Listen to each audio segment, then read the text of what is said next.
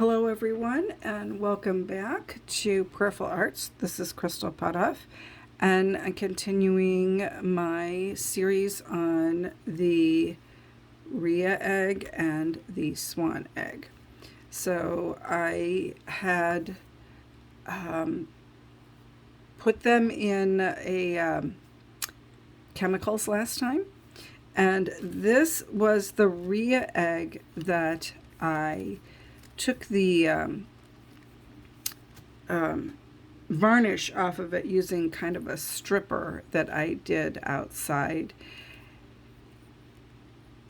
So it took off the varnish, which was what I wanted.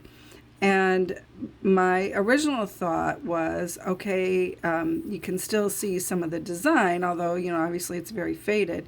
And I was going to redo this anyway. So my initial thought was, well, I'll put this in the etching solution, get it all the way back to the white. And then I thought, well, I already have the division kind of on there. So what I am going to attempt to do, again, an experiment, not sure if this will work. If it doesn't work, then I will put it in the etching solution. But I am actually going to draw my pencil lines on here very darkly using what I already have. I will probably change up some of the elements in it a little bit. Anyway, but I'm going to draw that with the pencil line, and then I'm going to dye it black and see if it covers it enough. My guess, my hope is that it will completely cover this, and then I'll just be able to use it, the normal process I would normally use. If that doesn't work, if the black doesn't cover it, and I honestly don't know why it wouldn't, but if for some reason it doesn't, then I will etch it back to white and then start that process over again. But hey, why measure it all when it's the division I want to do anyway? So that's this one. Now here is the swan egg. Stay, okay, stay right there. So here's my swan egg. I had etched this, and it was a very, very, very pale green color. So everything I wanted to stay pale green, I covered. And that's like this little bit here and the little bits here.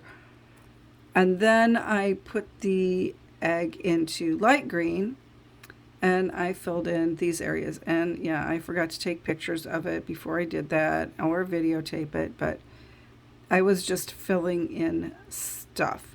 I did have some areas where I had lost some of the lines. I was having trouble with my wax. So before I went to the light green, I used a Q-tip and did kind of covered that area with the asparagus and then filled it back in. Anyways, the dark green color, sorry. So then the next thing I did was I put this in a golden color. The color I used was mushroom, and this is a Pysanky USA color. It was a double strength one because the swan eggshells can be a little finicky with taking color. What happened was, as I was working on it, I thought, oh, there's dye getting on my hands, which means it's leaking. So I removed my wax plug from the bottom, and it doesn't have a real nice round hole. You can kind of see it's kind of oblong shape. So I took that off, and I let it sit for a couple of days to kind of dry out. And then there were some areas where, particularly you can kind of see it down here at the bottom where it's a little lighter. And where it really showed up was right in here. I'm going to get it really close. You can kind of see this little green speckling. So that was the green coming through that was on it before. So I did the Q-tip method. This was the area right here where I think I was holding it when the dye was leaking when I realized it. And so I kind of rubbed off that dye. So after it dried off, I took my Q-tip and I put it in the dye, and then I just started going over the area, and I kind of went like that with it, I let it dry. I went like that with it, let it dry. It's a slow process. And I just would kind of fill in because I'm going to put something in these areas, so I wanted it to be and it was like almost white. I, so that was how I fixed that area, and now you really can't tell. You know, it looks all even through here. Again, it's a way to fix if you've got little spots like that, but it is a slow process. You because of the curve of the egg, you just have to take your time. This wouldn't have mattered so much if it had dripped, but that was how I did that. That fixed it. So I've got almost all of the elements on there that I want to be the mushroom color. And I do kind of look like how you get this ragged, rough look to it. And I like that because it's really the character of the eggshell coming through. I don't really care if it's all perfectly flat and even. I mean, sometimes I want it to be nice and smooth, but sometimes I like that it looks a little rough because, like I said, it shows the character of the egg.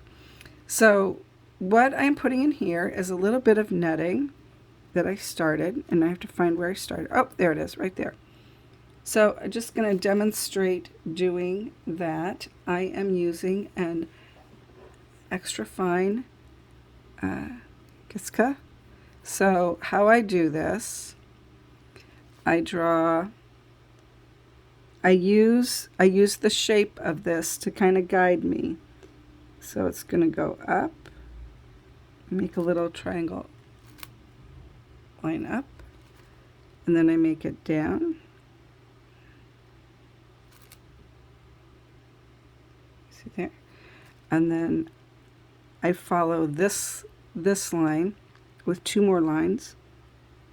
1, 2. And then I follow this. 1, 2. And that's how I do it. And I do that. I'll do that on all of those.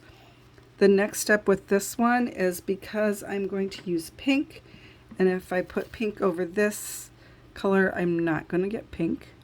So I will probably, I will replug it, and then I will etch it lightly just to get this color off, and then I will put it in pink. So that's the next step on this one. And just, I kind of talked about this, but let me show you.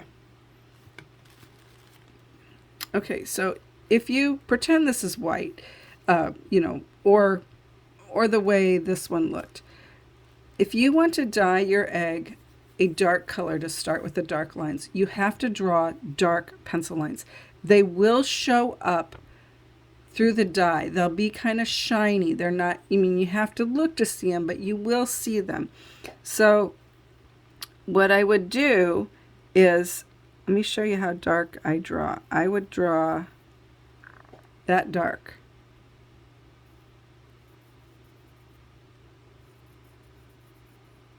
I'm drawing a little extra dark so you can see it on the video, and that's how dark I draw. When you go to put your wax on it, your wax is going to be on top of that line, and the wax will kind of lift off the pencil line when you do the wax removal process.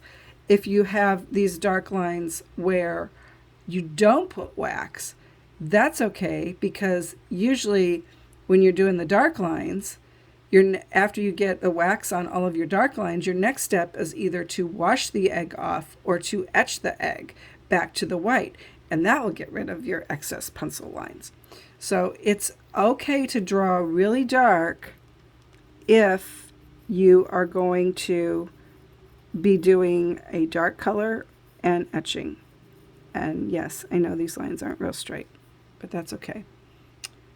All right, well, thanks for watching, and our journey continues. I'm really excited. I promise to be better about showing my colors on this one, and hopefully on this one. All right, thanks for watching. Bye.